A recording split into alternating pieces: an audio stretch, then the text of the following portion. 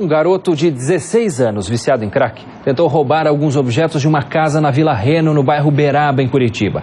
A tentativa de furto aconteceu durante a madrugada. Só que os moradores da região perceberam o assalto, se reuniram e reagiram. O delinquente levou uma surra da população. A polícia foi chamada, mas não há tempo de evitar que ele ficasse bastante machucado. O menor foi encaminhado em estado grave pelo SIAT ao Hospital Evangélico. Um grave acidente envolvendo 2 ônibus deixou 40 pessoas feridas no centro de Curitiba. O acidente aconteceu por volta de 3h30 da tarde desse sábado, neste que é um dos cruzamentos mais movimentados do centro de Curitiba, Rua André de Barros com a Travessa da Lapa. Este ônibus ligeirinho vinha de Fazenda Rio Grande para o terminal Guadalupe, quando acabou batendo no ônibus biarticulado que fazia o sentido Santa Cândida, bairro Capão Raso. Ao todo, 40 pessoas receberam ferimentos. Coronel Pomba, comandante do Corpo de Bombeiros. Coronel, como foi o socorro às vítimas?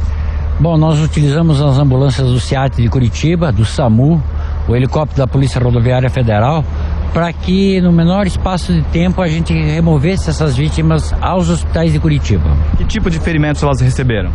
Nós tivemos 9 vítimas com ferimentos moderados, que inspiram um pouco cuidado.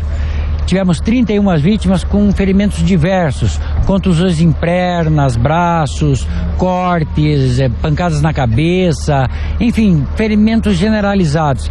Então todas elas foram encaminhadas, as 40 vítimas, para os hospitais de Curitiba, para que fosse feita uma avaliação e daí sim, depois de uma avaliação médica, serem liberadas ou não. Os motoristas ficaram bastante feridos, já que o ônibus ligeirinho bateu na lateral do ônibus biarticulado, que bateu no prédio, entrou no prédio. O motorista do ônibus biarticulado não sofreu nada mais sério, mas foi encaminhado também para o hospital. O que inspirou um pouco mais de cuidado foi o motorista do ligeirinho, devido à pancada que ele recebeu na região da cabeça e na região do tórax. O trânsito nesta região ainda está interditado e só deve ser liberado por volta das 8 da noite. Como a gente acabou de ver, em Curitiba o número e a gravidade dos acidentes aumenta a cada dia. E a cidade, que já foi considerada modelo em transporte coletivo e educação no trânsito, tem uma realidade cada vez mais próxima das grandes metrópoles. A capital paranaense é a cidade com o maior número de carros por habitante. São 2 carros para cada 3 pessoas.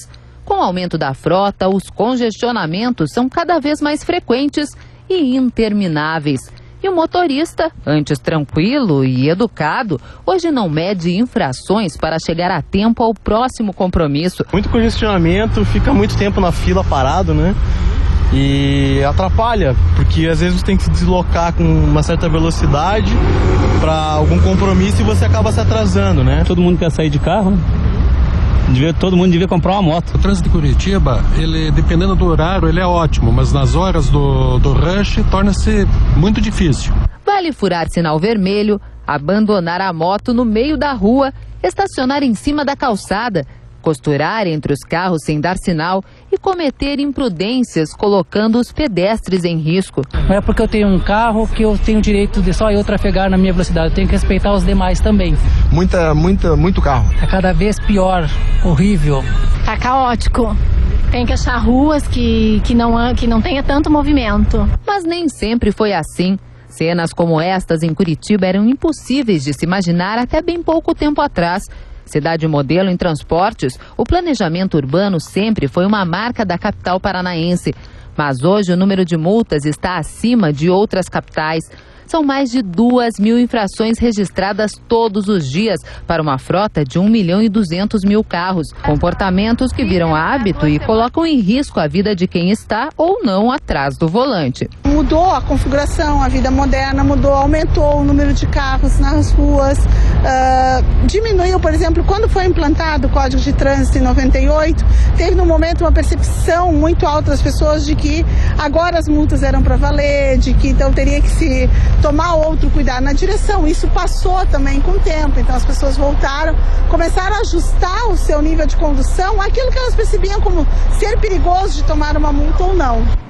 Agora o futebol. Pela segunda rodada da Copa São Paulo de Juniores, o Coritiba atropelou o Vila Nova de Goiás e assumiu a liderança isolada do Grupo J, com 3 pontos de vantagem. Vamos aos gols.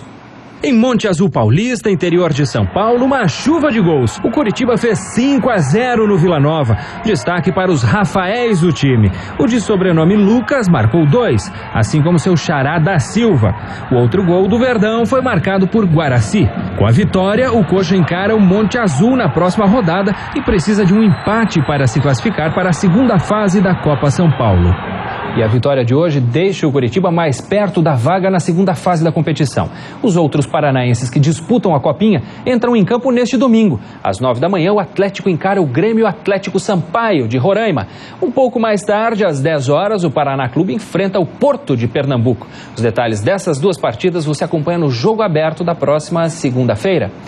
Uma boa noite, fique agora com o Conexão Band.